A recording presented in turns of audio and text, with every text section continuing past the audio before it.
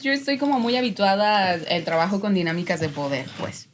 Y entonces yo como lo leo como si nosotros como terapeutas fuéramos los poderosos, pues, ¿no? Ajá. Y entonces somos quienes tenemos las habilidades, las facultades, o sea, que como haciendo una relación asimétrica en el mismo espacio clínico.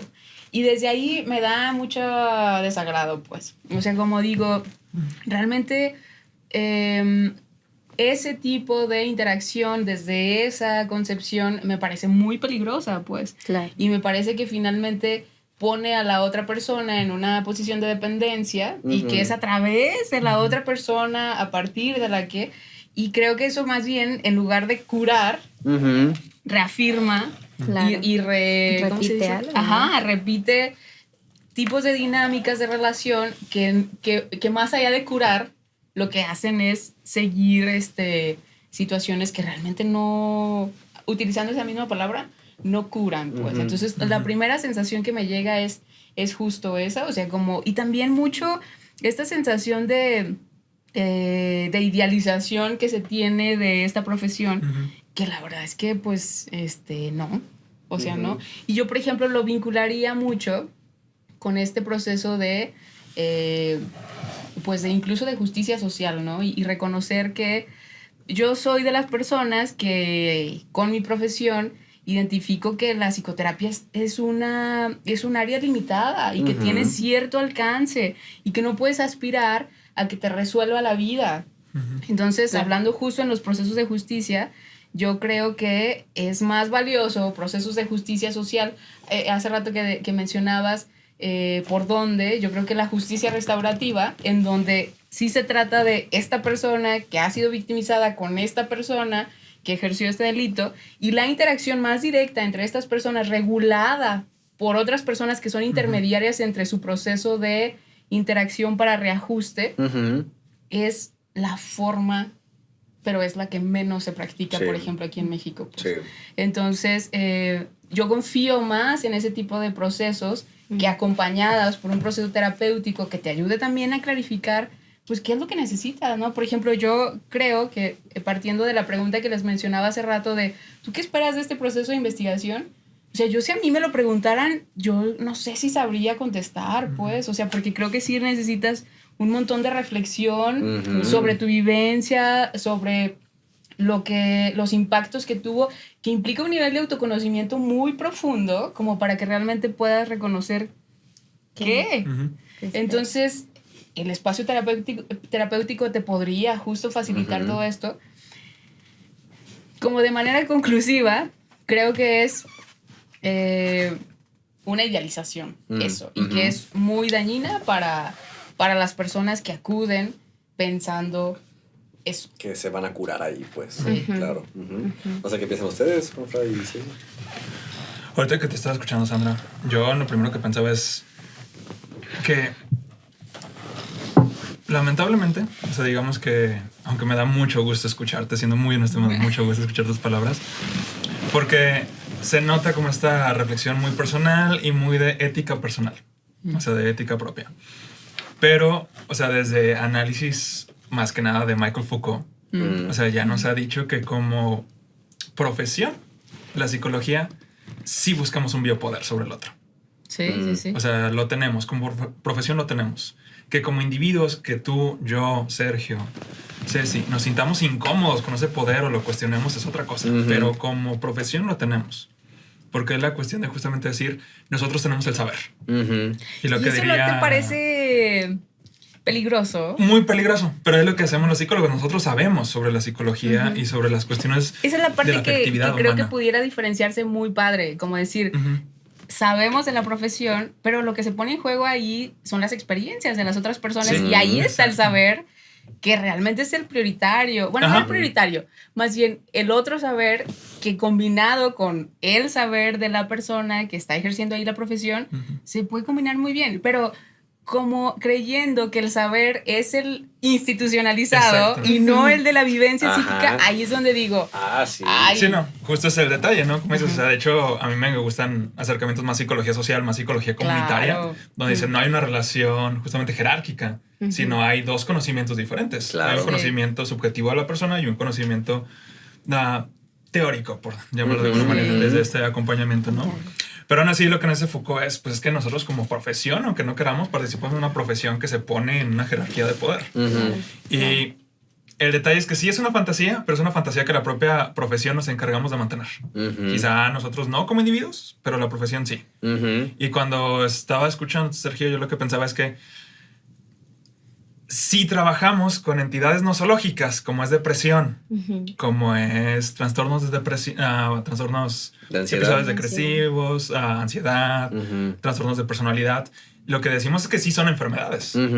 Entonces, desde esa cuestión y desde de ese lenguaje técnico que manejamos, decimos, si estás enfermo, entonces sí te tenemos que curar. Claro. Y hay muchos que se posicionan en eso. Sí. Pero luego viene justamente la reflexión que podríamos decir, un daño afectivo como puede ser un abandono de la familia, o una sensación de venganza, o un corazón roto, una cuestión de una relación que termina. ¿Es una enfermedad? Exacto. No. Pero es que es detalle que como profesión jugamos con esto. Decimos, hay cosas que sí son enfermedad y aquí te curamos. Sí. Pero luego se generaliza este mito como si nosotros tenemos el poder para curarte, el saber para curarte. Entonces también hay personas que esperan que, me va a curar mi malestar afectivo porque mi relación terminó. Y es cuando dices, Claro. Pero a la profesión, igual, ser muy honesto, nos conviene, o a varios les conviene mantener esto, porque a veces, que yo también opino que justamente la psicología clínica está muy limitada en algunos aspectos. Tenemos que trascender de ella, hacer más políticas públicas. Pero a veces lo que siento es que en la psicología clínica somos como aquella imagen que tengo muy presente de los western, de la persona que vendía aceite de serpiente, de, es que esta es la cura contra el cáncer, y esta es la cura contra tal, y esto es vender así con la psicoterapia. Por eso decimos, es que hay cosas que son enfermedades y otras no, pero al final, tanto a mí me conviene que tú creas que te curo, como a ti te conviene que creas que yo voy a resolver tus problemas. Sí, claro. Al final no lo hacemos, pero se mantiene el mito. Que funciona muy bien esa dinámica para vender modelos al gobierno. Exactamente. Para atender el suicidio, ¿verdad? Ay, no. Totalmente. Escuchando lo que decía Juanfra, y bueno, yo de repente tenía como que tengo dos opiniones, ¿no? Pero quisiera retomar lo que venían diciendo. Y esto va a ser como con mucha incidencia personal. Yo tengo mucho interés en hacer una maestría en psicología clínica y de la salud. Okay. Entonces ya me puse a buscar programas, Mi sorpresa fue que justo teniendo en cuenta estos términos de psicología clínica y de la salud, contrarrestando, si hay salud, pues podemos hablar de enfermedad, y si hay clínica, podemos hablar pues como de curar, como de, ¿no? O sea, como por la obviedad que puede haber entre los términos. Me sorprendí mucho, y creo que fue más mi deseo de estar ahí, de cómo se abordan los programas, bueno, el mapa curricular, hablando de diseñar o implementar ciertas políticas que justo no vayan de curar ni de enfermedad, sino que van de desarrollar en primer nivel y en segundo nivel la salud. Desde lo preventivo, lo interventivo y lo correctivo, bueno, pues que ya va más directo como en la psicoterapia, ¿no? Que es donde ya algo quiere resolver la persona, algo que le está anudando ahí como un poco extraño, ¿no? Sí. Pero me sorprendí mucho que el enfoque que se maneja justo es a lo que está antes de. Okay. Lo que está antes de hablar de la salud, de la enfermedad, más bien de la enfermedad, y antes de hablar de curar. Sí. Mi sorpresa fue esa, pues, porque yo esperaba encontrar algo más como psicoterapéutica. Sí. Yo decía, claro. Digo, entonces, cuando empecé a ver como los mapas curriculares, me puse a investigar un poquito más de psicología clínica y de la salud, pero cómo nos podemos dejar llevar como por los términos. Y cuando digo como por estos términos, hasta como por la palabra psicólogo, ¿no? Como en determinado momento, si antes era como ve al psicólogo, solo van los locos, y ahora cómo hasta Todavía. tiene mayor...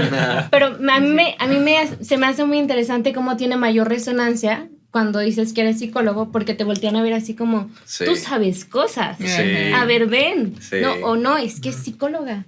Y es como que algo tienes de especial, algo tienes de...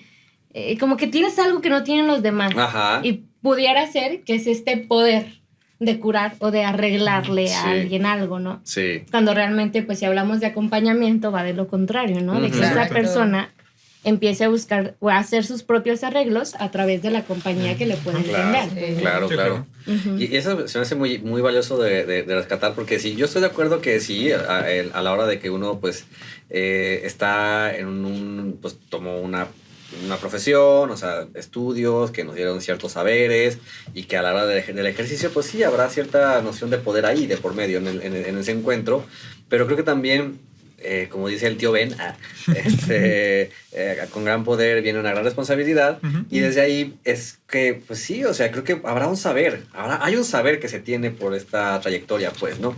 Pero ese saber está limitado en tanto que hay un no saber, o sea, hay una gran ignorancia en torno a lo que pasa Ujú. con el paciente. Pues, Claro. ¿no? Sí, claro. Y esa ignorancia es fundamental, o sea, es fundamental Claro. porque es lo que va a alimentar el encuentro, pues, ¿no? Ujú. Desde una posición en la que haya este saber ya definido que me va a llevar entonces nada más a buscar cómo te etiqueto, ¿no? Ujú. Con qué etiqueta te voy a etiquetar para entonces desde ahí atender que si tienes depresión, pues va a ir por la depresión y atender los síntomas y darte tus técnicas y la técnica de respiración para la ansiedad y ese rollo. Pues, pues digo, no digo que no funcione, pues ahora podrá funcionar, pero pues el síntoma va a estarse transformando constantemente, pues, ¿no?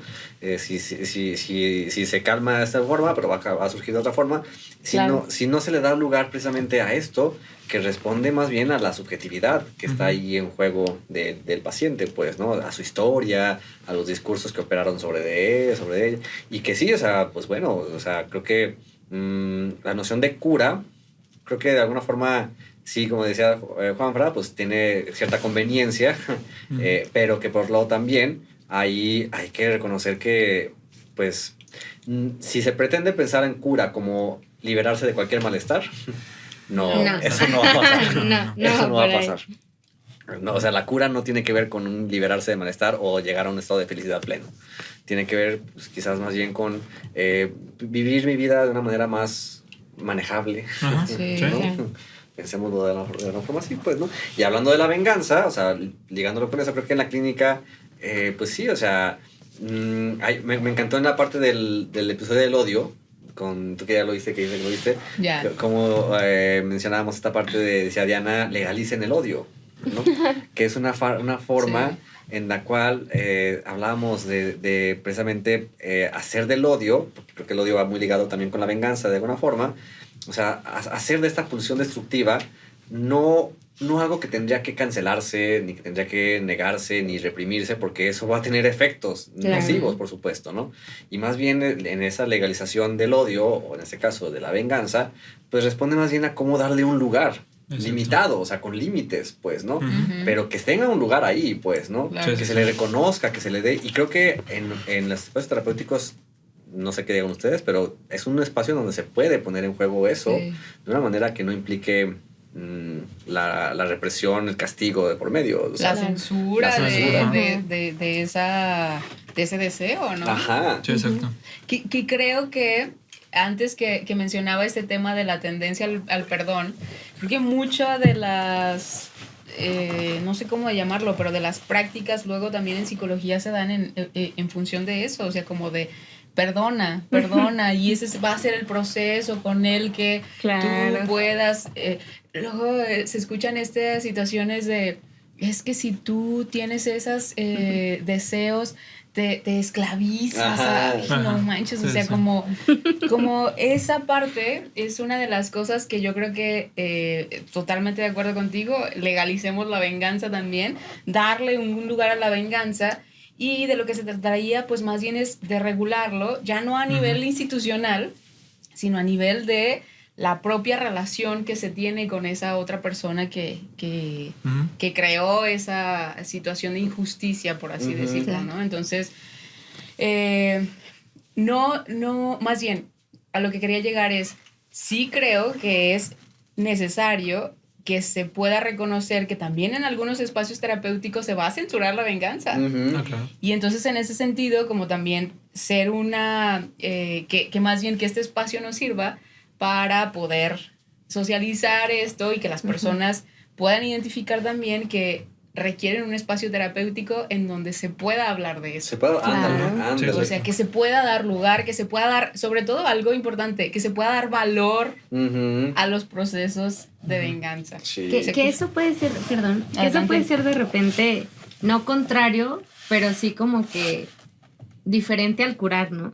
Ujú. Ajá. Si te voy a dar espacio, si vamos a tener ese espacio y te vas a permitir el espacio para hablar de aquello de la venganza, del odio, de no perdonar incluso, porque no Ujú. quiero Porque no perdonar, quiero perdonar.